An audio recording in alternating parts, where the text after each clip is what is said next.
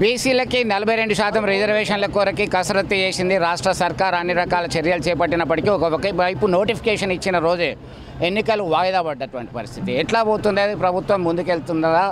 Local బాడీస్లో మీ యొక్క ప్రాధాన్యత ఎట్లా ఉండబోతుంది? స్టే రావడము మా బీసీ లోకాన్ని నిరాశపరిచింది. హైకోర్టు ఆ స్టే ఇవ్వడం దురదృష్టకరమైనటువంటి ఘటనగా మేము భావిస్తున్నాం అన్నమాట. ఈ సందర్భంగా ఇప్పటికే నేను చెప్పడం జరిగింది. గౌరవ ముఖ్యమంత్రి రేవంత్ రెడ్డి గారు బీసీలకు 42% రిజర్వేషన్ ఇవ్వాలని చెప్పని కృతనిశ్చయంతో ముందుకు పోతున్న క్రమంలో కామారెడ్డి డిక్లరేషన్లో మహేష్ కుమార్ గౌడ్ గారు వర్కింగ్ ప్రెసిడెంట్లు ఇచ్చినటువంటి ఆ రోజు ఆనాడు వారు చెప్పినటువంటి మాట అమలవుతున్న వేళ బీసీ బిడ్డ నోటి దాకా వచ్చినటువంటి ముద్రను లాక్కున్నట్టు అయిందన్నటువంటి మాట కూడా ఇప్పటికీ మేము చెప్పడం జరిగింది.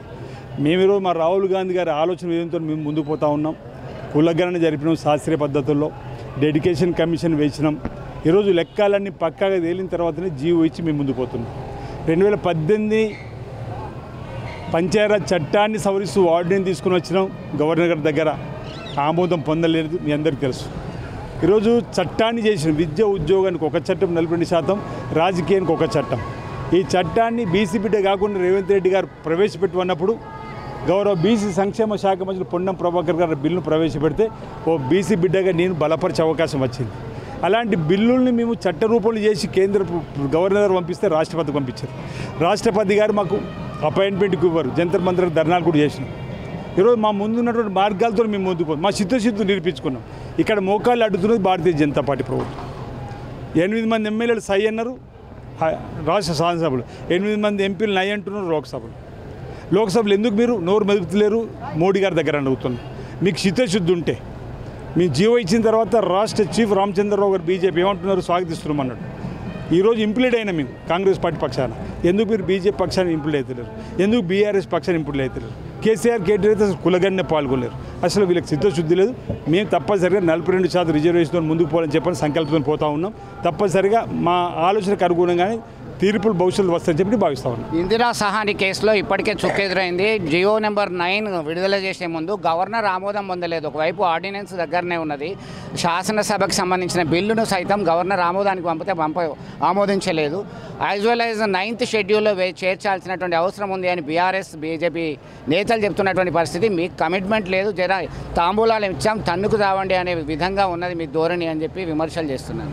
ఇప్పుడు నేను ఒకటే బీఆర్ఎస్ బీజేపీ అసలు మీ చిత్తశుద్ధి ఏదైనా అడుగుతున్నాం. మా బీసీ బిడ్డల మీద మా నోటికాడికి వచ్చిన బుక్కను లాక్కుంటున్నది మీరు కదా అంటున్నా. బీఆర్ఎస్ చీఫ్ కేసీఆర్, కేటీఆర్, హరీష్ రావు ఎందుకు మీరు మా కులగణలో పాల్గొనలే? ఆనాడే మా బీసీలను చిన్న చూపించారు. కులగణన సర్వే జరిపినప్పుడు మీరు రాలేరు. మీరా మాట్లాడదని అడుగుతా ఉన్నా. ఇప్పుడు బీజేపీ మీ చేతిలో ఉంది ఆయుధం. షెడ్యూల్ 9లో చేర్చండి. లేదు మీ చట్టం చేసింది తప్పు అనుకుంటే మాకు తిరిగి పంపించండి. 6-7 మాసాలుగా మీరు రాష్ట్రపతి దగ్గర ఎందుకు పెట్టుకున్నారు అంటున్నా. పంచాయతీరాజ్ చట్టాన్ని సవరిస్తూ మేము చేసినటువంటి ఒకవేళ పొరపాటు ఉంటే మాకు తిరిగి ఎందుకు పంపిస్తారు అడుగుతున్నా. ఈరోజు మీరు బీజేపీని అడగవలసిన ప్రశ్న, మీరు బీఆర్ఎస్ని అడగవలసిన ప్రశ్న. నిన్నటి రోజు హైకోర్టులో జరిగింది. చట్టాల మీద ఛాలెంజ్ చేయలేరు వాళ్ళు. షెడ్యూల్ 9 మీ షెడ్యూల్ 9 చేర్చుకొని పంపిన చట్టాలు ఛాలెంజ్ చేయలేరు. మా జియో 9 ఛాలెంజ్ చేస్తున్నారు. అంటే మా చట్టాలు సక్రమంగా ఉన్నట్టు కదా. చట్టాలు సక్రమంగా ఉన్నప్పుడు మీరు ఎందుకు మా బీసీ బిడ్డలకు 42% రిజర్వేషన్ అమలు చేయడానికి మీరు ముందుకు వస్తలేరు? ఎందుకు బీఆర్ఎస్ పార్టీ జంతర్ మంతర్ దగ్గరకు ఢిల్లీ దగ్గరకు పోయి నరేంద్ర మోడీపై ధర్నా చేస్తలేదు? బీజేపీ అంటే బీఆర్ఎస్ భయం పట్టుకున్నది. బీజేపీ ఏమో నాయకులు నరేంద్ర మోడీ దగ్గర పోవడానికి భయపడుతున్నారు. ఈ క్రమంలో జరుగుతున్న నష్టం మా బీసీ బిడ్డలు, మా బీసీ లోకానికి ఉంటున్నా.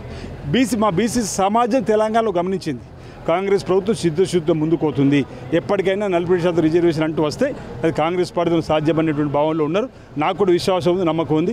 బీసీలకు 42% రిజర్వేషన్ ముందుకు పోతామని. ఫైనల్గా బాకీ భరోసా కార్డులని మీరు ఇచ్చారు ఎన్నికల ముందు. ఇప్పుడు బాకీ కార్డులు అంటూ ప్రజలను అవేర్నెస్ చేస్తున్నామని చెప్పేసి తిరుగుతున్నారు. ఒకవైపు మాజీ మంత్రులు, స్థానికంగా ఎమ్మెల్యేలు అందరూ కూడా. మీరేం చెప్తారు? అసలు ఈ తెలంగాణ ప్రజలకు బాకీ పడ్డది బీఆర్ఎస్ పార్టీ ఉంటున్నా.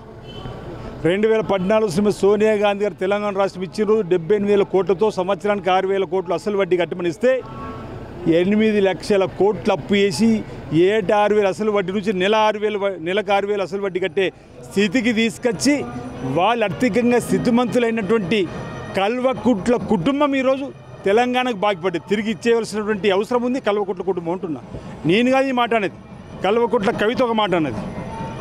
హరీష్ రావు ఇంట్లోనో సంతోష్ ఇంట్లో బంగారం ఉంటే తెలంగాణ బంగారమయం కాలేదని ఈరోజు 8 లక్షల కోట్ల అప్పుల్లో ముంచినటువంటి కల్వకుట్ల కుటుంబం మా తెలంగాణ సమాజానికి బాకీపడ్డది. మేము కాదు, మేము ఇచ్చిన 8 లక్షల కోట్లను అప్పు చేసినా ఆడతలకు ఆర్టీసీ బస్సు ఉచిత ప్రయాణం చేసినాము, 500 సిలిండర్ ఇస్తున్నాము, 200 యూనిట్లు కరెంటు ఉచితం ఇస్తున్నాము, 500 సిలిండర్ ఇచ్చేస్తున్నాము, 2 లక్షల లోపు రుణమాఫీ చేసినాము, 25,000 కుటుంబాలకు 20,650 కోట్లు.